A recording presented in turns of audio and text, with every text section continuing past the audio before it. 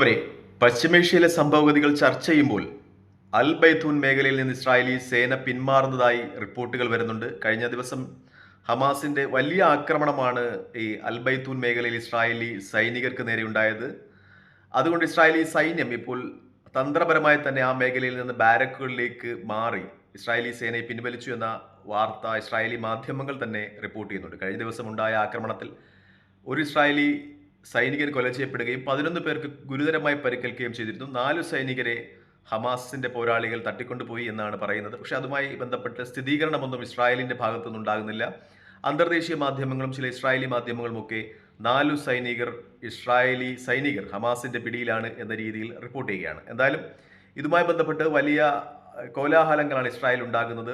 ഇസ്രായേലിൽ വലിയ പ്രതിഷേധങ്ങൾ രൂപപ്പെടുന്നുണ്ട് എന്ന രീതിയിൽ തന്നെ വാർത്തകൾ പുറത്തു വരികയാണ്. നേരത്തെ ലോകത്തെ പ്രതിരോധ വിദഗ്ധരൊക്കെ മുന്നറിയിപ്പ് നൽകിയിരുന്നതാണ് ഇസ്രായേൽ കരയുദ്ധത്തിൽ കൂടുതൽ കയറി, അതായത് ഗസയിലോട്ട് കൂടുതൽ ഉള്ളിലോട്ട് കയറിയുള്ള കരയുദ്ധത്തിൽ ഇസ്രായേൽ സേന ഏർപ്പെടുന്നത് ഇസ്രായേലി സേനയെ സംബന്ധിച്ച് ആത്മഹത്യാപരമായിരിക്കുമെന്ന മുന്നറിയിപ്പ് ഇസ്രായേലി സേനയുടെ തലവൻ ഇയാൻ ഷമീർ തന്നെ നൽകിയതാണ്. പക്ഷേ അതവഗണിച്ച് കയറിയ ഇസ്രായേലി സേനയ്ക്ക് നല്ല പ്രഹരം, നടു ഒടിക്കുന്ന പ്രഹരം ഗസയിൽ നിന്ന് കിട്ടുന്നു എന്ന രീതിയിലുള്ള റിപ്പോർട്ടുകൾ പുറത്തു വരികയാണ്. മറ്റൊരു റിപ്പോർട്ട് കൂടി ഈ അവസരങ്ങളിൽ മാധ്യമങ്ങൾ റിപ്പോർട്ട് ചെയ്യുകയാണ്. അതായത് അബു ഹുബൈദ കൊല ചെയ്യപ്പെട്ടു എന്ന രീതിയിൽ ഹമാസിന്റെ വക്താവ് അബു ഹുബൈദയെ ശനിയാഴ്ച ഇന്നലെ ഇസ്രായേൽ നടത്തിയ ഒരു ആക്രമണത്തിൽ കൊല ചെയ്തു എന്ന വാർത്ത മാധ്യമങ്ങൾ റിപ്പോർട്ട് ചെയ്യുകയാണ്.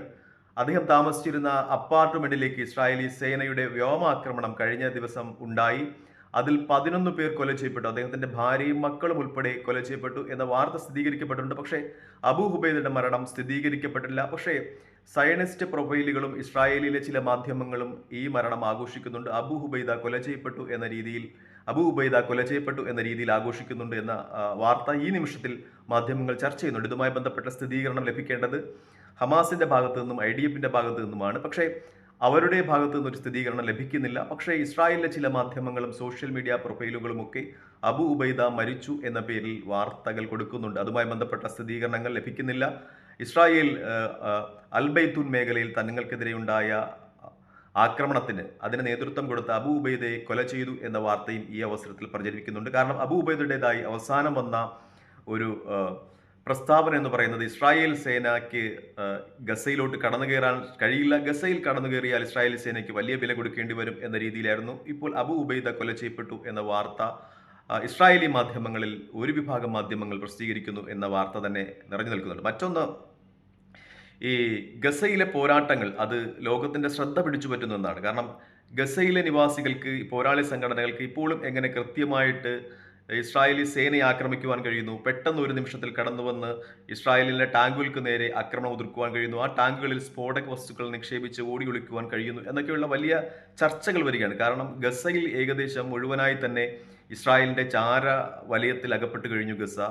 ഗസയ്ക്ക് മുകളിൽ എപ്പോഴും ചീറിപ്പായുന്ന ഇസ്രായേലിന്റെ ചാര വിമാനങ്ങളുണ്ട്. ഇസ്രായേലി സേന കടന്നു പോകുന്ന സ്ഥലങ്ങളിലൊക്കെ തന്നെയും അവർ ഈ ചാര യന്ത്രങ്ങൾ ഘടിപ്പിച്ചിട്ടാണ് പോകുന്നത്. ഇതിനെയൊക്കെ അതിജീവിച്ച് എങ്ങനെ ഇസ്രായേലി സൈന്യത്തെ IDF-നൊക്കെ എത്ര കൃത്യമായി ടാർഗറ്റ് ചെയ്യുവാൻ, ഗർല യുദ്ധമുഖങ്ങളിൽ ടാർഗറ്റ് ചെയ്യുവാൻ ഹമാസിന് കഴിയുന്നു എന്ന രീതിയിൽ ചോദ്യങ്ങൾ ഉയരുന്നു എന്ന ഒരു വിശകലന മാധ്യമങ്ങൾ നിലനിൽക്കുന്നുണ്ട്. മറ്റൊന്ന്, UN ജനറൽ അസംബ്ലി സെപ്റ്റംബർ 23 ചേരുകയാണ്. സ്വതന്ത്ര ഫലസ്തീൻ രാജ്യത്തിന് കൂടുതൽ രാജ്യങ്ങളുടെ പിന്തുണ ലഭിക്കുന്നു. 140 അംഗരാജ്യങ്ങൾ ഇപ്പോൾ സ്വതന്ത്ര ഫലസ്തീൻ വേണം എന്ന രീതിയിലേക്ക് അഭിപ്രായപ്പെടുന്നു. അതിന് പ്രത്യേകിച്ചും അമേരിക്കയുടെയും ഇസ്രായേലിന്റെയും ഒക്കെ സഖ്യകക്ഷികളായ ഫ്രാൻസും ബ്രിട്ടനും ജർമ്മനിയും ഇറ്റലിയും ഒക്കെ അതിന് വലിയ പിന്തുണ കൊടുക്കുന്നു. ഇപ്പോൾ അതിന് വിഘാതമായ ചില തീരുമാനങ്ങൾ അമേരിക്കയുടെ ഭാഗത്തു നിന്നുണ്ടാകുന്നു എന്ന രീതിയിലുള്ള വാർത്ത പുറത്തു വരികയാണ്. അതായത് സെപ്റ്റംബർ 23 ചേരുന്ന ഐക്യരാഷ്ട്രസഭയുടെ ജനറൽ അസംബ്ലി, അത് ന്യൂയോർക്കിലാണല്ലോ ഐക്യരാഷ്ട്രസഭയുടെ ആസ്ഥാനം, അവിടേക്ക് പോകുവാൻ ഫലസ്തീൻ അതോറിറ്റിയുടെ നേതാക്കൾക്ക്, മഹ്മൂദ് അബ്ബാസ് ഉള്ള പോലെയുള്ള ആളുകൾക്ക്,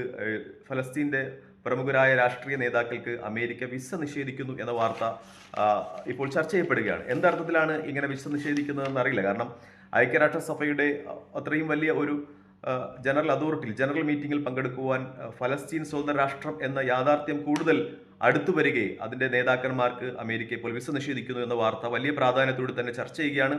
എന്തായാലും അമേരിക്കയുടെ സഖ്യകക്ഷി രാഷ്ട്രങ്ങൾ ഫ്രാൻസും ജർമ്മനിയും ഇറ്റലിയും ഒക്കെ ഈ നിലപാടിനെ എതിർക്കുന്നു എന്ന വലിയ വാർത്തയും മാധ്യമങ്ങൾ ഈ അവസരത്തിൽ ചർച്ച ചെയ്യാണ്. എന്തായാലും ഇസ്രായേലിന്റെ ഒരു നിർബന്ധ പ്രകാരമാണ് അമേരിക്ക ഈ നടപടികൾ എടുത്തത് എന്ന വിശകലനം വരികയാണ്. എന്തായാലും പ്രധാനപ്പെട്ട വാർത്ത എന്ന് പറയുന്നത് മധ്യേഷ്യയെ സംബന്ധിച്ച് അൽ ബൈത്തൂൻ മേഖലയിൽ നിന്ന് ഇസ്രായേലി സൈന്യം ഹമാസിന്റെ പ്രഹരത്തെ തുടർന്ന് പിന്മാറിയതും അബു ഉബൈദ എന്ന് പറയുന്ന ഹമാസിന്റെ വക്താവ് കൊല ചെയ്യപ്പെട്ടതായി സ്ഥിരീകരിക്കപ്പെടാത്ത വാർത്തകൾ വരുന്നുണ്ട്. അടുത്ത നിമിഷങ്ങളിൽ ഒരുപക്ഷെ ഇതുമായി കൂടുതൽ വ്യക്തമായ വാർത്തകൾ വരും എന്നതാണ് യഥാർത്ഥം.